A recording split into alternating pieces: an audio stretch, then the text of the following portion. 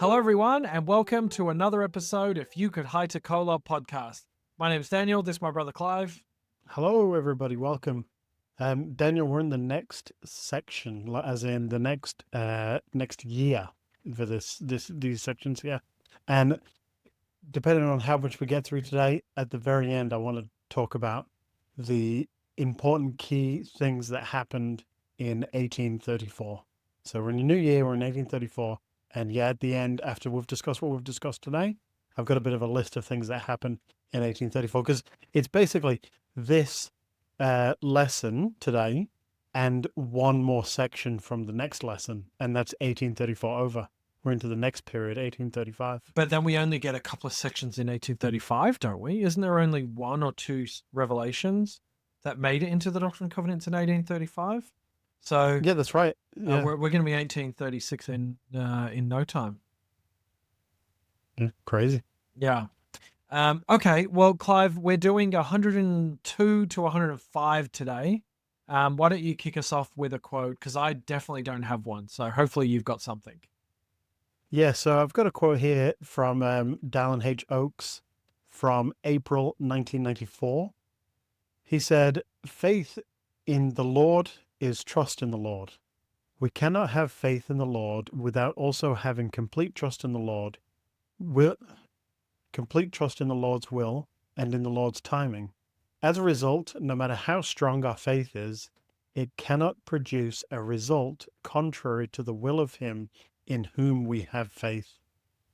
So, at a glance, it's a bit all over the place, but I think it's a good, strong message. Okay, excellent start. All right, well, let's start. So we're in 102.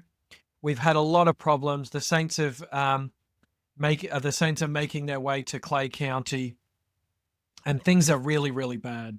The church have struggled a lot, and I'm trying to find some Joseph Smith papers here because there's a lot of interesting things in these histories.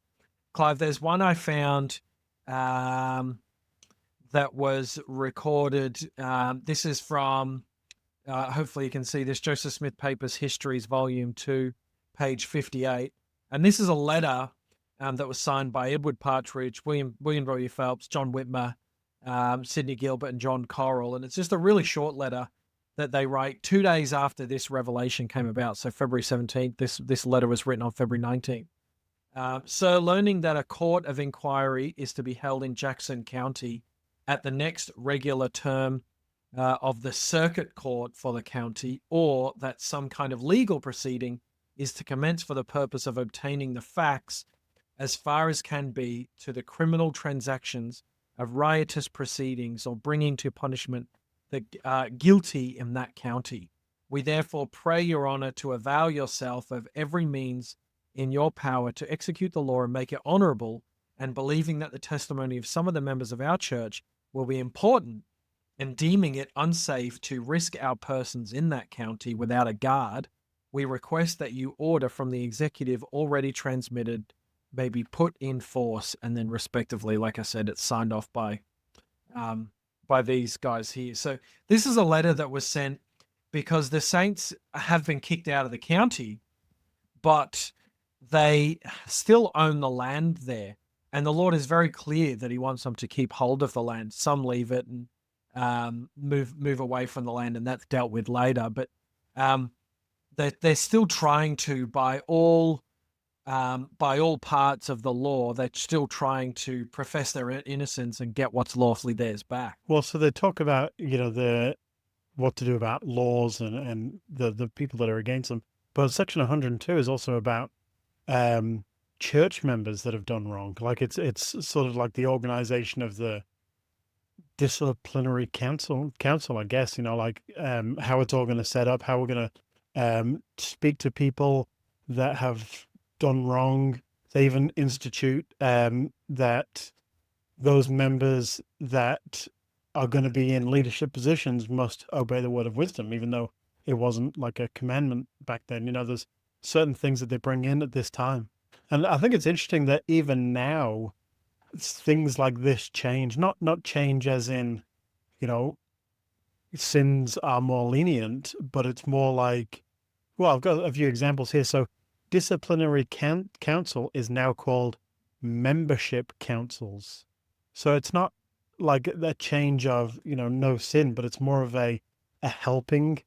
And I guess it was always a helping thing, but it's more like explaining to people that it is more of a helpful thing, not of a you have done wrong, so you must stand in front of a jury, but more of a let us fellowship our members and help them out. Disfellowship now is called formal membership restrictions, and excommunication is called withdrawal of membership. So I think it's interesting how, Section 102 is about this council and how we can, what we should do with members that have done wrong, but it's also, in a way, they were trying to make it in a friendly situation. This isn't about punishing the wicked, but it's about helping those that have gone on to a different path. And now, I guess, have come up with ways, and I guess trying to make it easier for people to confess their sins to the bishops, without thinking they're in big trouble. Without it being more like a membership, like a come follow me, come to me, and I will help you out sort of thing. So, and it's not just that. Like the whole section of 102 is like a big letter or like a proclamation, more than just a section written out, isn't it? Because it's then assigned at the end. So Yeah. it's very much on a personal level, the way I read it. Yeah. Yeah, Clive, in callings I've been in the church, I've been part of some of those membership councils, and the entire purpose is to try and get that person back into full swing in the gospel again. And the those people who are conducting those councils don't want anything other than those people to come back to full, to complete membership, be forgiven of their sins. That's the entire purpose of it. So, yeah, I think you would find people in the church that say that those things are positive. So them not being called such negative things, maybe that's quite a good thing. I'm not really sure how they came about, but maybe it's a good thing. Well, one thing I want to ask you, because you've been there, is this how it's still laid out? So I just want to read verse 18 and 19. It says, in all cases, the accuser and the accused shall have a privilege of speaking for themselves before the council, after the evidence are heard, and all the councillors who are appointed to speak on the case have finished their remarks. After the evidences are heard, the councillors, accuser, and accused have spoken. The president shall give a decision according to the understanding which he shall have of the case, and call upon the 12 councillors to sanctify the same by a vote. So, to break it down, it's basically you say everything you need to say, we'll say everything we need to say, and then it's got to be unanimous of whatever the end will be. Is that how it still is now? No, but this is talking about. I think this is talking about something different. So a Do member, yeah. So a membership council. Let's say I do something wrong, whatever it is, it doesn't matter. But it's enough that I need to go see the bishop, and so the bishop will say he holds the keys. He holds the keys for his area in the kingdom, and then he will help you get through that repentance process. This is talking about if someone does something wrong against the church, they'll actually be called before the High Council, which is there's 12 of them in the High Council, and there needs to be a minimum of for the council to go forward. And in this council, some need to be for, some need to be against, and it even gives numbers in verse 17 there. Those who draw even numbers 2, 4, 6, 8, 10, 12 are the individuals who are to stand up in behalf of the accused and prevent insult and injustice. So I think this is more pertaining to like higher level stuff, whereas a membership council is someone local who will go to the bishop, and yeah, the bishop will say whatever he'll say. He'll say, "You're all good. You've gone through the process, and you're welcome. Basically you've done what you need to do." Or there might be a restriction or something like they can't pray or take the sacrament or something. Well, like that. I'm not sure if I understand still then. So who is this referring to? If it's not members that have done wrong, Yeah. who is it speaking of? Just Well, members of the public? I so I think this is more members who have done something wrong against the whole church. So I think about David Whitmer.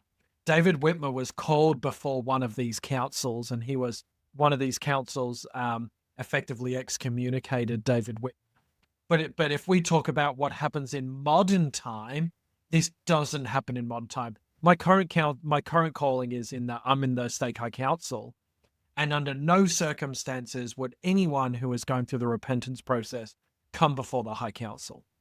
Never, not in a quintillion years. This is in modern day. Anyone who's done something wrong goes to their bishop. Right. Yeah. Okay. Yeah.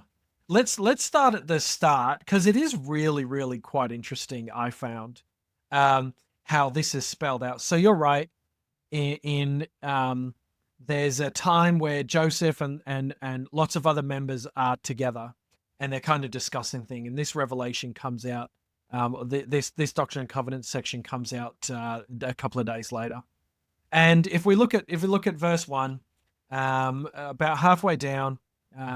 So this is something organized, proceeded to organize the High Council of the Church, Church of Christ, which was to consist of 12 high priests and 1 or 3 presidents, as the case might be required. Now, these days, we don't have a presidency called for the High Council.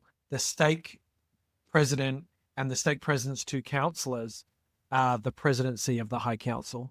And so in verse 2, the High Council was appointed by revelation for the purpose of settling important difficulties which might arise in the church, which could not be settled by the church or the bishop's council to the satisfaction of the parties. So in our local case, all cases are satisfactorily dealt with by the bishop. If someone feels really, really wronged by the bishop, then it would go to the stake presidency. This change, is this one of those changes that, every now and then we just get like an updated version of the church handbook? Is this just one of those changes that probably changed in amongst one of them? I don't know, because I did check. So in verse, it's a good point. In verse, where did I read it? There's a verse in here that's about there has to be a minimum of 7, which I don't just want to ad lib. I want to actually make sure I'm true. Verse 6 and verse 7. Verse 6 and verse 7. Okay, well, there you go. I'm on the wrong page. Yes, okay, I've highlighted it. Voted that the High Council cannot have power to act without 7 or of the above-named councillors or their regular appointed successors. So to form a council, there has to be a minimum of 7. And I checked the current handbook, actually, just before we came on. I checked the handbook to see if it says anything in there at the moment that we go to a High Council meeting on the second Wednesday of every month. And I checked if there had to be a minimum of 7 people present. It didn't say that. But I'm guessing this doctrine is that if we go to a High Council meeting, which, like I said, we do once a month, that there needs to be 7 people there to form an actual council for any decisions to be made. And those decisions are things like, how can we help the members? The conversation might be, how can we help the members think about the temple more? And then there's a discussion about how we can help the wards, help the elders quorum presidency, help the relief society presidency. Maybe there's a 5th Sunday where it's temple focused. Or can we help the wards have a temple day? Those kind of things come up more than anything. And then the stake presidency take note. We all have a conversation about what is good, and then they will go and act upon those things. It's interesting, isn't it? Because it's still in here. But obviously it wouldn't need to be removed. Why would you remove it? Just because it's not relative to our day. But it's interesting as a historical fact. But it just shows as well that the things that the church brings out is scripture. Like when the church brings out a new handbook, well, it's scripture. It's there for, if we read it, we know what the Lord's inspired our prophets and whomever it is to write it. And so it just shows that this is what it was. Now it's something else, but it's still, it's in here for a reason. It's always going to be put in for a reason. And everything that comes, we've got the Gospel Library app available to us all the time. And I guess everything in there from any apostle and prophet is all scripture. Well, if I think about this particular time, Joseph clearly understood the future structure of the church and so started having conversations about the High Council. And clearly he needed help with the organization of the church. He was in Kirtland when the saints were kicked out of Zion. There's Edward Partridge down there. There's other members down there who are absolutely trying their hardest in the callings and capacity that they had. But clearly the church needs a bigger structure because the church is growing so much. Like if you're in a company of 10 people, you might just have one manager.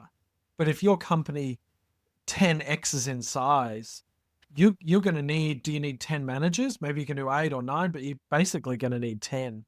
And what about if it 10x's above that again? So the church is growing rapidly, and Joseph must be saying, hey, like I need other people to help bear this burden and help get Zion through, because I'm basically just one man doing my absolute best. So I think that, the Lord is trying to release these structures to help Joseph navigate what's going on with the church at that particular time. Yeah, And much they're so not, like that. yeah, they're not the same challenges as what we have now. So the structure doesn't need to be that. Like it says here that matters are settled with the bishop's council.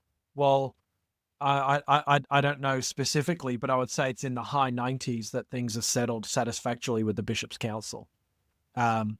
Maybe back then, because the bishops were so new, every member was a convert. 100% of members are converts. Maybe the bishop's council, Neil K. Whitney's council, Edward Partridge's council, maybe there was a challenge there, and other bishops that came afterwards.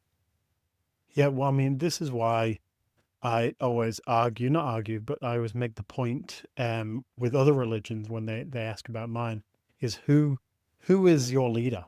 Because who makes the decisions of things that aren't written in the Bible? The Bible's full of good things, but like you said, there's modern day issues that just aren't in there, and they're not in the Doctrine and Covenants either. And we need these leaders, these people that get inspiration and revelations from God and write them down and tell us. So, that's one of the things that I always come back to. Who is in charge of you that decides these modern day things and how to deal with them? So, proof. Yeah, I mean, it's a good point. So verse 3, Clive, it kind of names all these people who are going to be high counselors. And then in verse 4, it says, the above named counselors were then asked whether they accepted their appointments and whether they would act in that office according to the law of heaven, to which they all answered that they accepted their appointments and would fill their offices according to the grace of God bestowed upon them. And then it goes into the 7, as we mentioned, and then there's another section where it says voted in verse 8, voted that whenever any vacancy should occur by the death, removal from office for transgression, or removal from the bounds of this church government of any one of the above named counselors, it shall be filled with the nomination of the president or presidents and sanctioned by the voice of the general council of high priests convened for that purpose to act in the name of the church. So if I think about now from a high council perspective, when someone is called at a stake level, the high council will sustain that process when someone is to be called. I've got 9 and 10 highlighted, Clive. The president of the church. So these are all things that the Lord is just chucking out, and Joseph is putting enacting these things in the church. The president of the church, who is also the president of the council, is appointed by revelation and acknowledged in his administration by the voice of the church. So Joseph, as the president, needs to be, we would sustain him as we do in conference. We sustain the president of the church. So we do that multiple times a year. We sustain the leaders of the church in conference. We sustain the leaders of the church in our stake council, in our stake conference, in our ward conference. Those businesses are conducted. And is according to the dignity of his office that he should preside over the council of the church, and it is his privilege to be assisted by 2 other presidents appointed after the same manner that he himself was appointed. So another sustaining of 2 presidents to work with the president of the church. And then, of course, it talks about absence, and it goes on. Now, one thing interesting, so going to what you were talking about before, verse 12, Clive, this is interesting, and simply I don't know how long this happened for, but I can't imagine it was long.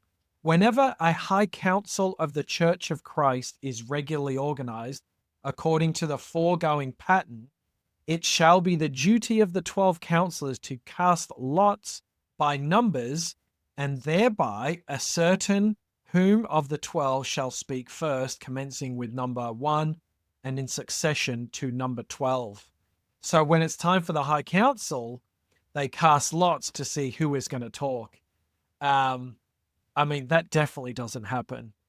There is a hierarchical order in the high council, depending on how long you've been in the calling. And I think that matters if the presidents aren't available, then whoever's been a high councilman for the longest, I think then takes care of the meeting. Cast lots at the beginning of each episode, see who introduces the episode. We should. So I just thought that was interesting, like such a simple way. And is it revelation required for this? Is this, is Joseph and all these people talking and saying, here's how best for us to kind of make this work. But yeah, that definitely doesn't happen now. And then the rest of the section up until sort of 22 or 23 is about what we talked about before, where there's a high council and, if someone's doing something wrong against the church, back then it was called in front of the high council. Like I said, that David Whitmer, for example, is excommunicated from the high council, from a part of meeting with the high council. And then it goes into about the traveling council. And the traveling council, so if they go to England and a judgment is to be cast, then immediately they need to copy that. It says in 26. Just one other thing, Clive, 30, 31, and 32 I found interesting as well. There is a distinction between the high council or traveling high priests abroad and the traveling high council composed of the 12 apostles in their decisions. Verse 31. From the decisions of the former, there can be an appeal. But from the decision of the latter, there cannot. The latter can only be called in question by the general authorities of the church in case of transgression. So if the traveling council says XYZ, and you say, well, I don't agree with that, you can appeal that. But if the 12 are involved, that's kind of judgment final. So that's a clear distinction in here, that the true keys are held by the living apostles and the presidency of the church, and the keys elsewhere, they're delegated down to these traveling councils, which would now be classed as everywhere.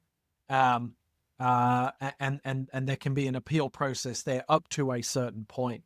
I assume that's still the case. If I don't like what my bishop has said about my transgression, or I think he's dealt too harshly or too lightly with me, I raise that with the stake president. And if I don't like it, I guess you would go to the area. And I guess if you don't like what the area said, you might go up to the 70. I don't really know what that kind of, or if it kind of just cuts off at the stake president now. But this is certainly the rules are set forward way back in 1834. Yeah, okay. All right. All right, should we move on to section 103 then? Yep, let's definitely do that. Section 103, we're talking about basically the preparation of the camp of Zion. So it starts off with the Lord just explaining why the people in Missouri were persecuted, and what needs to happen.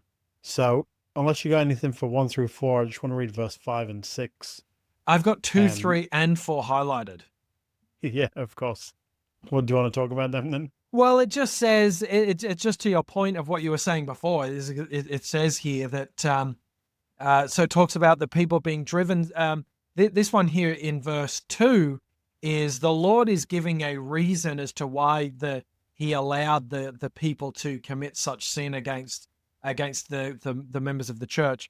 It says, being driven and smitten by the hands of mine enemies, on whom I will pour out my wrath without measure in mine own time. For I have suffered them thus far, that they might fill up the measure of their iniquities, that their cup might be full.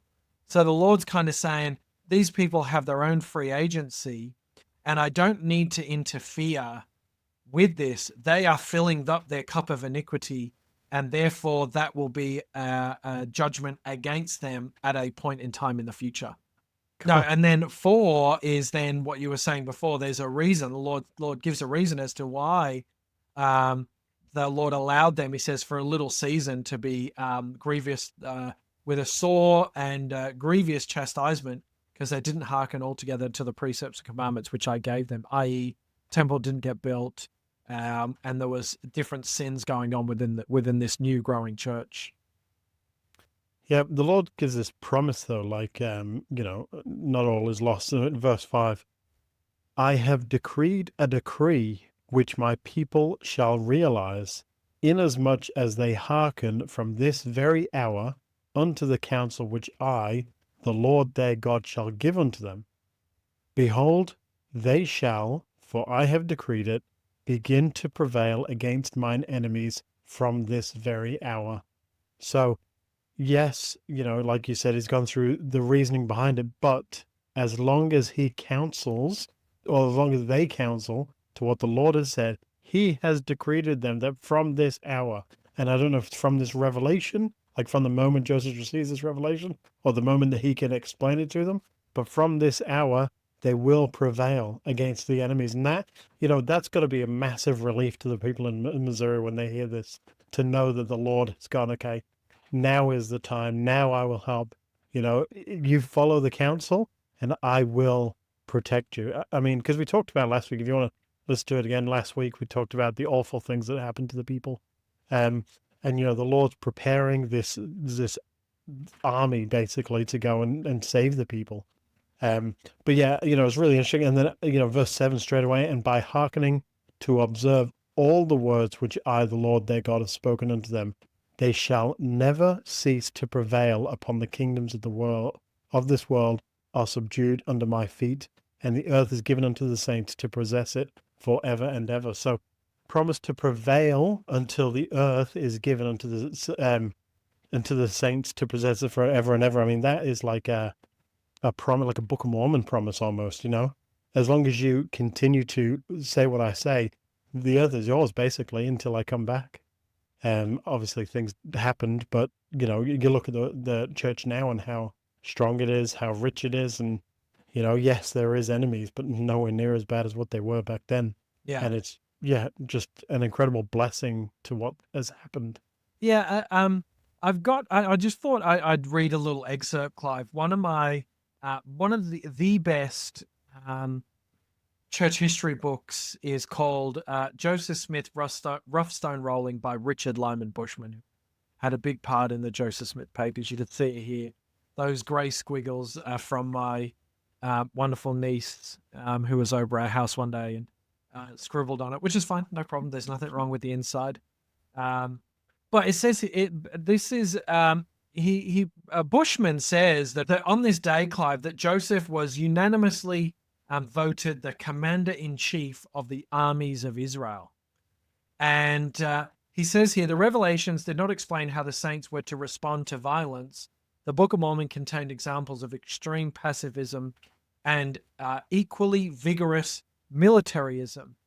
And it goes on and on. But the same revelation explained that the saints were expected to forbear only so long.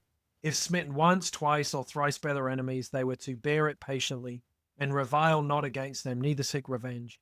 After that, resistance was justified. If their enemies repeatedly injure them, armed defense was justifiable.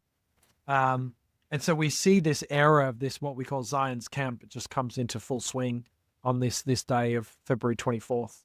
Actually, I think we might explain a bit of what Zion's camp is, because we keep mentioning it, but don't actually say what it is. But this all comes from the parable we spoke about last week, Doctrine and Covenants, section 101.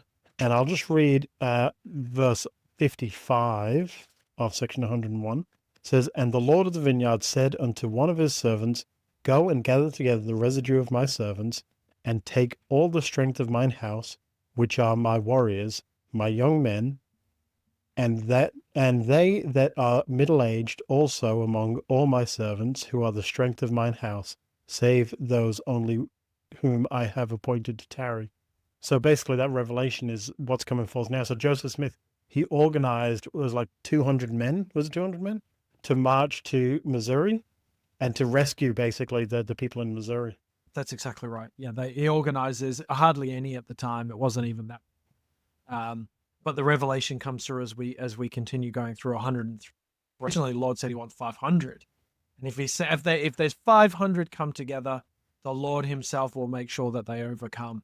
Of course, they couldn't get 500. What about 300, 200? I think maybe in the end it might have been 50. And we can put a little map up on the screen for anyone watching on YouTube, but it's like 1,000 miles to travel or something. So, not close, and, it certainly would have been difficult. Verse 11 and 13. I've got this whole thing highlighted, so I don't want to read it all, but I will. Verily I say unto you, I have decreed that your brethren which have been scattered shall return to the lands of their inheritance, and shall build up the waste places of Zion. Then in 13, behold, this is the blessing which I have promised after your tribulations, and the tribulations of your brethren, your redemption and the redemption of your brethren, even their restoration to the land of Zion, to be established, no more to be thrown down. So this is really very much Zion will be established. Now, let's obviously remembering the things that he asked first. As long as you follow the things that I've said, I decree that these things will happen. But if you will, this is Zion. This is what everything's been coming towards. Joseph Smith started the church or restored the church, and it's all been about Zion from then on. Zion. It's like the promised land in the Book of Mormon. Nephi always being promised the promised land, and the Lamanites will always have the promised land no matter what. And Zion is very much like the promised land, speaking of it. And this is what it's all coming down to. You won't be scattered, you'll be returned. We'll build up these waste places of Zion. Like, this is very much a promise from the Lord. As long as you keep the things that I've said, these things will come to pass. It is interesting, and there's so much that goes on in verse 25, Clive. And whomsoever ye curse, I will curse, and ye shall avenge me of mine enemies. Like, this is real. This is a real turn. We're used to in these scriptures so far that the enemies are often inside the church, and they're not representing the church well enough. They're sinning. Joseph and Edward Partridge are called out multiple times. What is Sidney Rigdon and so many others? Hey, get your houses in order.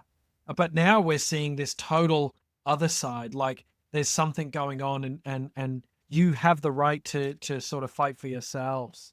And so we get in 29, it is my will that my servant Sidney Rigdon shall lift up his voice in the congregation in the eastern countries in preparing the churches to keep the commandments which I have given them and concerning the restoration redemption.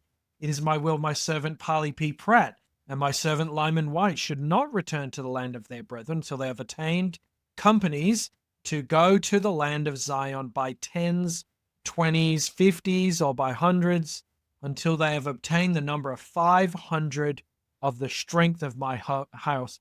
Behold, this is my will. Ask, and ye shall receive. But men do not always do my will, he says. Therefore, if ye cannot obtain 500, seek diligently that peradventure you may attain 300. And if ye cannot obtain 300, seek diligently that you may attain 100. But verily I say unto you, a commandment I give unto you, that ye shall not go up into the land until you have obtained 100 of the strength of my house, to go up with you unto the land of Zion. So it's interesting, Clive, that the Lord is saying, this is what you need to put these people together. We're going to Zion. You can put a curse on them. You'll curse them, and I'll follow through. This is important. I want to see basically who will come at this time of hour, who will defend me. And he's putting it out to everyone. 500 people can be called to defend me. That's how many people want to defend me. Let 500 come. Set your targets on 500. If 500 can't come, let it be 300 people to defend me and the lands of Zion, the lands of your inheritance. And the end said, can we at least make it 100? Can there be 100 faithful enough people to defend these lands and to get back what we need to? Of course, the Lord knows that they were never going to go get that land. The Lord is sending a test to all these people to see who will hear the call and fight an impossible battle. 500 people going into Jackson County, going into Zion to gain their land back is impossible. It is impossible. Like 500 people is not enough. The Lord says he will cover for them. But 500 people, 500 men going alone would never have won that battle, let alone 300, let alone 100. So who's going to take the call to go up and have this impossible fight for their God, their new God in this new church? But I mean, this was never a physical battle. This was never about marching an army and taking over. This was about going, it was like a rescue mission. Plus, they were talking about buying the church back, as the parable said in 23, and let all the churches stand up wise men with their monies and purchase lands, even as I have commanded them. So, go buy it back. And then he talks about cursing them if they don't. He talks about angels will appear in verse 19 and 20. Yeah. But something I want to ask you, though, if you know this. In verse 16, who is this person they're speaking of? Therefore, I will raise up unto my people a man who shall lead them like as Moses led the children of Israel. So if you read this whole section, it's talking about let's gather the people. Then this man will come, and then we'll go and we'll take Zion. And, is this, is it just placed in there for later? Or is it, I mean, to me, it's clearly Joseph Smith, but it at no point has the Lord, spoke about Joseph Smith as just being a man, a mystery man that needs to lead the people. Or is this talking about later of Brigham Young will eventually rise up and take the people out, the great exodus to Utah? Or is this something that's more to come? I think this is more to come. And the reason I say that is because in 14, nevertheless, if they pollute their inheritance, they shall be thrown down, for I will not spare them if they pollute their inheritance. To say unto you, the redemption of Zion must needs come by power. Therefore, I will raise up unto my people a man who shall lead them, like Moses. I think this is referring to Joseph Smith, who will come back as the one mighty and strong to lead the church as well at the end. I think that's what this is referring to. Yeah, Could be wrong, yeah, maybe. but that's what I think this is referring to. Well, there's no clear cut. Yeah, there's no clear cut revelation. I've looked everywhere. I scoured the entire internet and my complete book selection. The entire internet. Clear-cut. You left not a page unchecked. You've taken the last 6 months off work. But I think that's what this is referring to. Almost like a Pharaoh. Being the Lord softens the heart of Pharaoh for one split second to let the Egyptians, to let the Israelites leave out of Egypt. I think it's something similar. I had a look at this one, which is, hopefully you can see that. That's Joseph Smith Papers. It's Journals, Volume 1. And what you'll notice about these revelations is this happened in March 24, quickly grabbing my scriptures. March 23, April. What am I saying March for? April 24, April 23, and then section 105 is then several months later, June 22. So you say, well, what actually happened in between then? I certainly won't close those scriptures. What happened in between then? And these journals, what happens is Joseph is recording in his journals what they do during this time. So they actually walk around. He goes around with Parley P. Pratt, and they actually go around trying to raise people, trying to get 500 people to join Zion's camp. And they record literally every single day. So if I start here, I won't read all of them. That would be criminal. But the journal starts with on Wednesday, February the 26th, started from home to obtain volunteers for Zion. Thursday, 27th, stayed at Brother Roundy's, Shadrach Roundy's. 28 stayed at a stranger who entertained us kindly in Wesleyvale. Okay, March 1st, arrived at this guy's house. Meeting at a small church in this place that seemed to be strong in the faith. Oh, may God keep them in the faith and save them and lead them to Zion. And then another one, March the 3rd. And he's literally recording every single day, March the 4th to the 5th. This is now Parley P. Pratt is now writing, keeping the notes. We went here. We opened with prophesying, March the 7th, March the 8th. So they're actually going around from place to place, physically trying to raise volunteers, which I found just really, really interesting. But then I thought, well, who else would do this? Who else but Joseph can go around and find people who will represent the Lord? And so literally just goes around, and that's what's happening in this time when there's no revelations coming through. There's a time, I think it's in February, where Joseph is blessed. Parley Pratt, Sidney Rigdon, Lyman White, I think, Zebedee Coltron actually give Joseph a blessing and bless him with the powers of being able to lead this Zion's camp.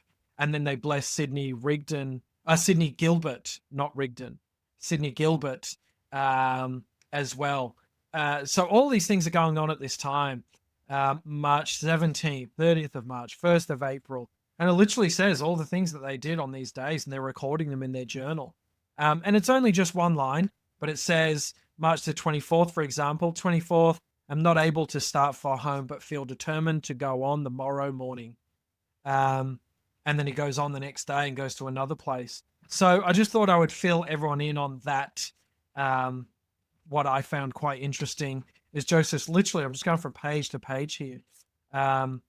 And then it's, this is where I found it. On the 18th of April, 1834, is Sidney, Oliver, and Zebedee laid hands upon Brother Joseph, confirmed him all the blessings necessary to qualify him to stand before the Lord in his high calling.